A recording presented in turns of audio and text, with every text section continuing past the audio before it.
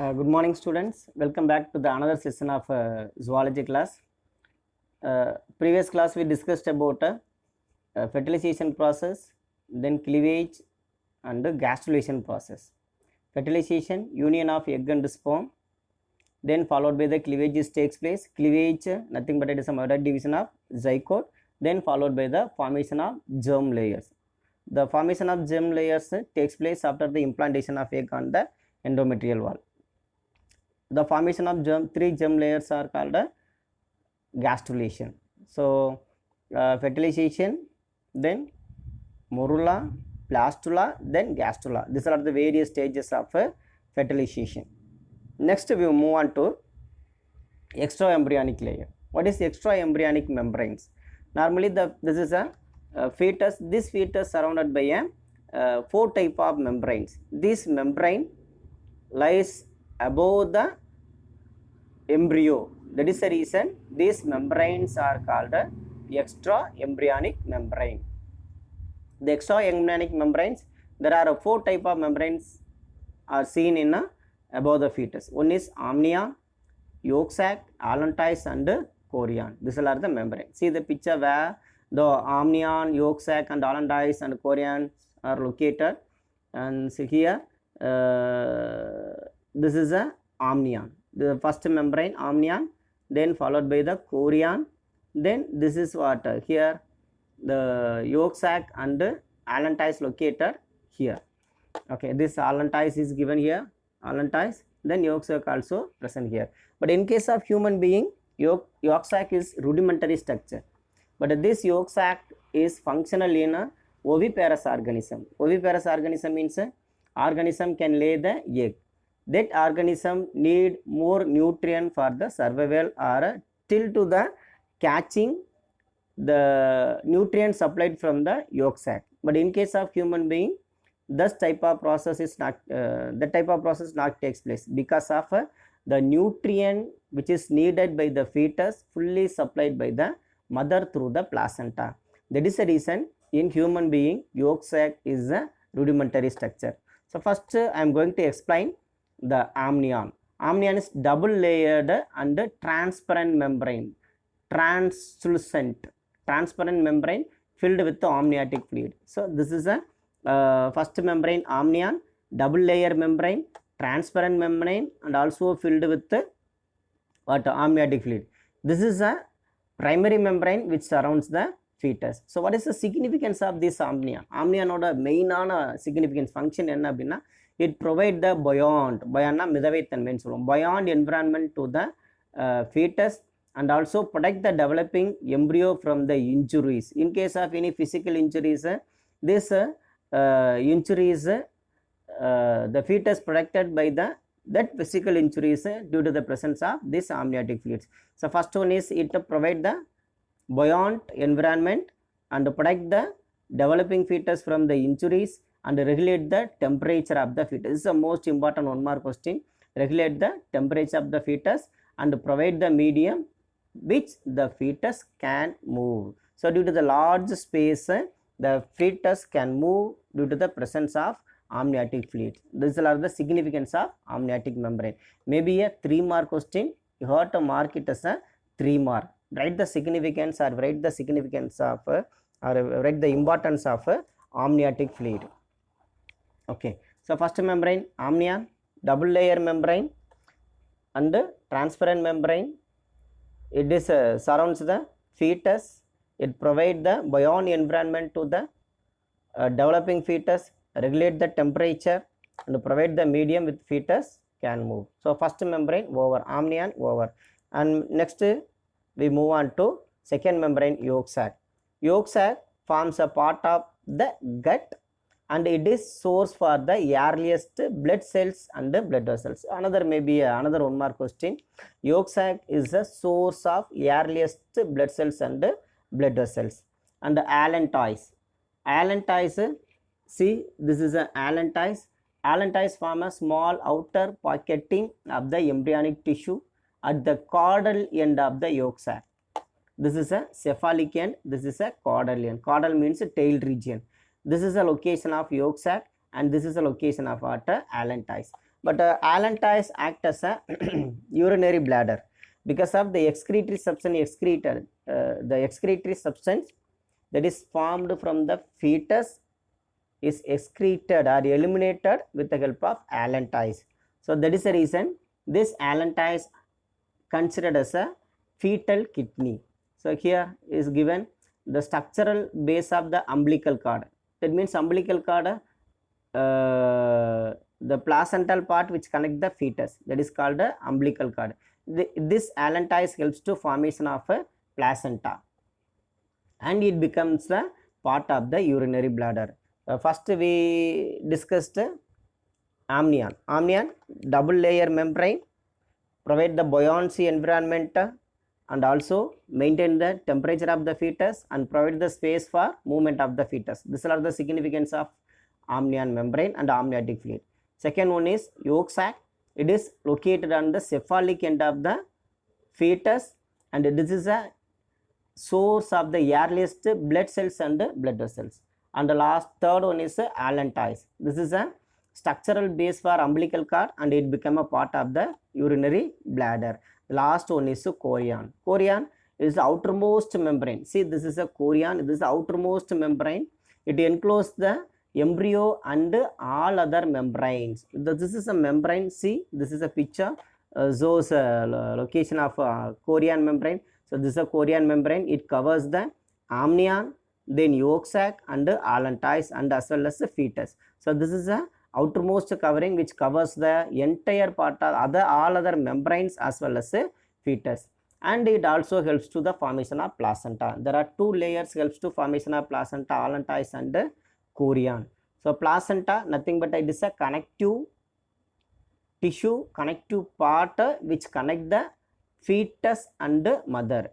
It helps to supply the nutrient and exchange of gases and elimination of gas. So this is a structure of placenta. Okay, so what are the three membranes? What are the four membranes? One is amnion, then chorion, yolk sac and allantois. These are the four membrane. Explain the extra embryonic membranes of the fetus. Maybe a 5-mark question, but amnion may be a 3-mark question, and significance of amnion also 3-mark question. Mark it as a 3-mark. Okay, so this is a picture shows how the placenta is formed, placental formation. So the trophoblast, already was explained. The trophoblast, the blastocyst, the outermost membrane of the blastocyst is called a trophoblast. The trophoblast cells in the blastocyst send several finger-like projection called chorionic villi. See, this is several finger-like projection is formed from the, see this picture also, formed from the trophoblast layer. So carrying the fetal blood. What is the role of this chorionic villi? It carrying the fetal na yaru kulandayoda blood and surrounded by the sinuses that contain the maternal blood. So this chorionic villi carries the both fetal blood and maternal blood. This chorionic villi and uterine tissue form a disc-like placenta. So this chorionic villi and another uterine tissue. So this is a wall of uterus. This is a wall of uterus, uterine wall. This is what? Chorionic villi. This chorionic villi and this uterine wall combine to form a disc-shaped structure. This disc-shaped structure is called a placenta. So most important 2-mark question. What is meant by placenta? Placenta nothing but it is a combined structure of a chorionic villi and uterine tissue. This chorionic villi and uterine tissues combine to form a placenta. So placenta, what is the main function of the placenta? Placenta is a temporary endocrine gland formed during the pregnancy. It connects the fetus to the uterine wall through the umbilical cord. What is umbilical cord? This is a umbilical cord. Fetal part of the placenta.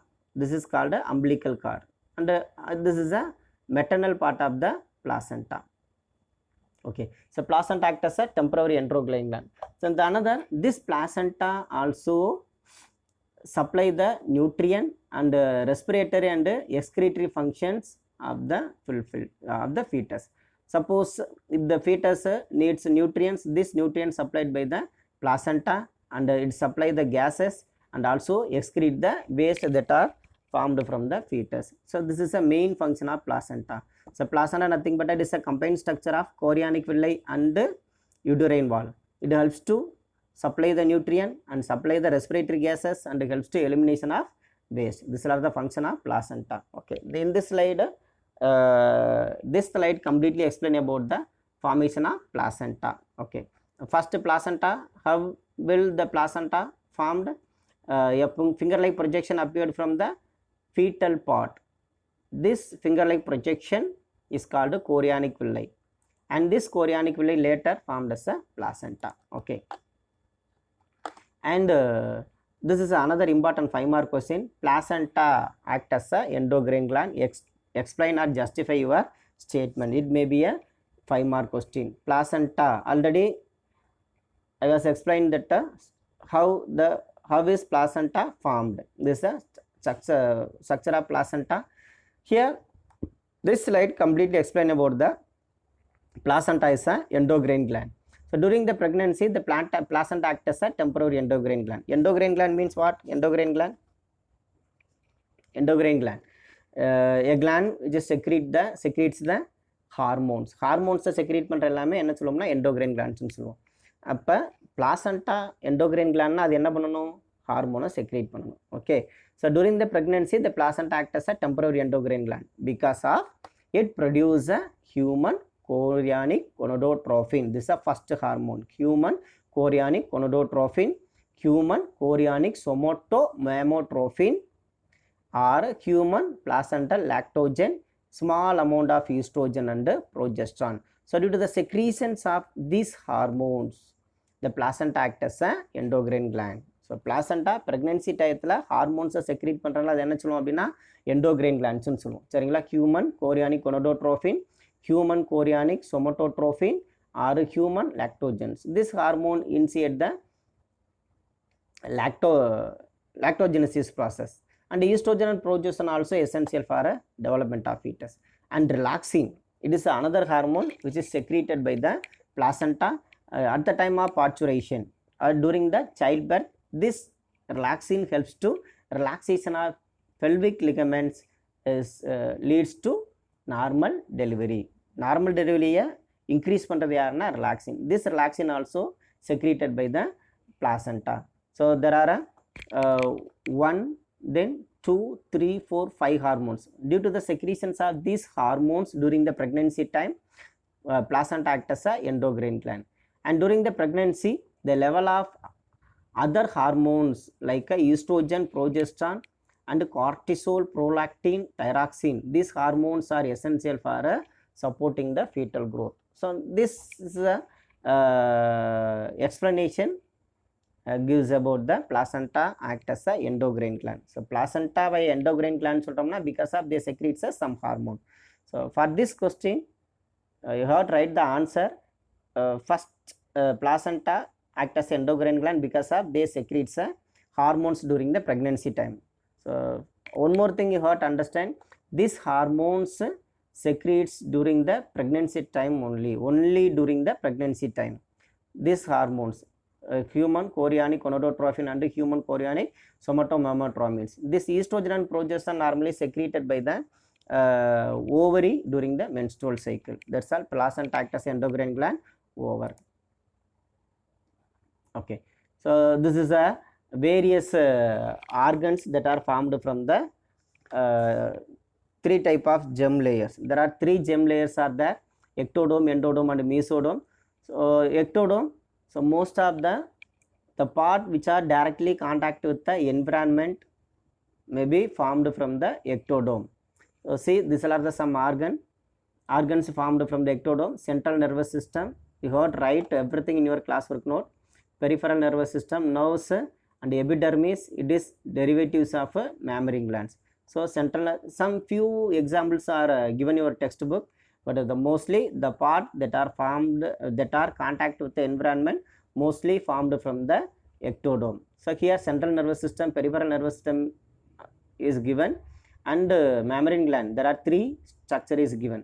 And mesoderm, the connective tissues, all the connective tissues, cartilage, bones, muscles, organ of urinogenital tract, that means kidney, ureter, gonads. These are the structure formed from the mesoderm. Heart also formed from the mesoderm. Connective tissue, cartilage, bones, muscles, heart. These are the structure formed from the mesoderm. And endodermal, most of the gastrointestinal tract, respiratory tract, and thyroid and parathyroid glands. This also formed from the endodermal. So ectoderm, brain, central nervous system, peripheral nervous system, mammary gland. And mesoderm, bone, muscles, heart, and urinogenital tract. And endodermal, gastrointestinal tract, respiratory tract, thyroid, parathyroid. That's all. These are the various derivatives of germ layers. This is maybe a 5-mark question. List out the various organs that are formed from the germ layers. This is ectoderm, endoderm, and mesoderm germ layers. Okay. And last part of this session, gestation period. So entire pregnancy period classified into 3 gestation periods. First one is first trimester, second trimester, third trimester. This are 3 type of gestation. Tri means 3. So first 3 months comes under the first trimester, and second trimester and the finally third trimester. Human pregnancy lasts for about 280 days. Maybe a 1-mark question. 280 days, 9 months or 40 weeks is called gestation period. குழந்தை வளரக்கூடிய காலம் இருக்குல்ல, அதுக்கு பேர் என்ன சொல்லுவோம்னா gestation period சொல்லுவோம்.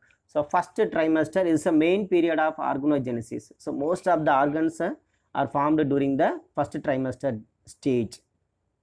The body organ, namely heart, limbs, lungs, and liver. H triple L.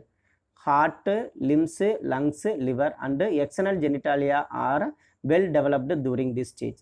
So first trimester, most of the organs are formed. And second trimester, the face will form. Most of the facial organ, eyelids, eyelashes, eye blinking, body covered with hairs, muscles, tissues develops, and bone become harder. These are the characteristic features of second trimester. Last one is third trimester. The fetus is fully developed and ready for delivery. This is called third trimester. So in this class we discussed about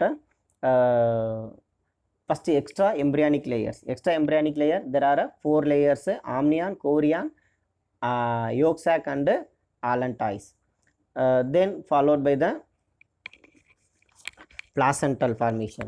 Placental formation, placenta, how the placenta is formed, then followed by the various functions of placenta, then placenta act as a endocrine glands. These are the things we discussed in this part. Then finally 3 type of gestation period. That means gestation period basically classified into 3 trimesters. So what are the organs formed during this stage? First trimester, second trimester, third trimesters. Then finally we discussed about what are the organs formed from the respective germ layers. The next class, the last part of the chapter number 2, parturition and lactation. That means delivery of fetus and lactation, the formation of milk. We'll discuss next class. Thank you.